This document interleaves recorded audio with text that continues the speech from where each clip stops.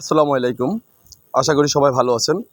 আমরা আজকে দেখাবো হলো এমএস ওয়ার্ড লেখার ভিতরে কিভাবে আপনার প্রতিষ্ঠানের লোগো সেট করতে পারেন, কিবা যে কোনো লেখা ওয়াটারমার্ক হিসাবে দিতে পারেন, সেটা আমরা আজকের ভিডিওতে দেখাবো। তাই ভিডিওটি গুরুত্ব সহকারে দেখার জন্য অনুরোধ থাকলো। তো প্রথমে আমরা এই লেখাটার ভিতরে প্রথমে একটি লোগো সেট করব। প্রথমে আমরা চলে যাব পেজ লেআউট, সেখান থেকে চলে যাব ওয়াটারমার্ক থেকে একবারে নিচে গেলে আমরা দুটি অপশন পাবো। একটি হলো ওয়াটারমার্ক, আরেকটি হলো রিমুভ ওয়াটারমার্ক। তো আমরা প্রথম অপশনটিতে ক্লিক করব।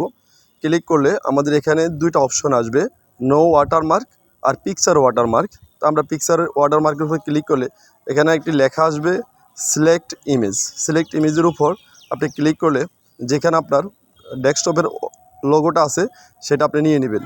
নেওয়ার পরে ইনসার্টে ক্লিক করার পরে আপনার লোগোটা ওকে করলে সেট হয়ে যাবে আপনার এমএস লেখার মধ্যে। এই যে দেখেন কত সুন্দরভাবে এমএস ওয়ার্ডের ভিতরে আপনার লোগোটা সেট হয়ে গেছে।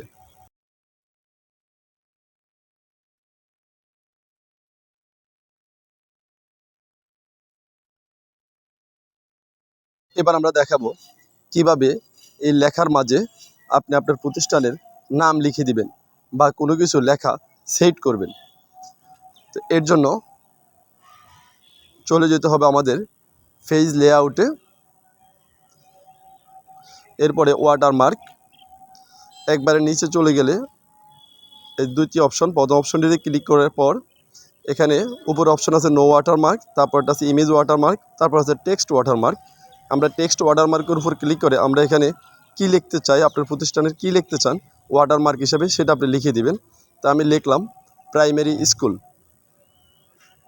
লেখা আপনি এখানে আপনার ফন্ট সাইজ আছে, ফন্ট আছে, কালার আছে। আমি কালারটা রেড কালার করে দিব।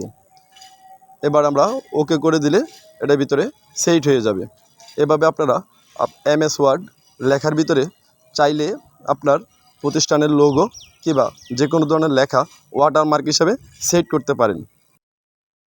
এবার আমরা দেখাবো লেখার মাঝে এই যে ওয়াটারমার্কটি রয়েছে এটা কিভাবে রিমুভ করতে হবে। তো আমরা সেই ওয়াটারমার্কে যাব। ওয়াটারমার্কে গিয়ে একবারে নিচে গেলে পাবো রিমুভ ওয়াটারমার্ক।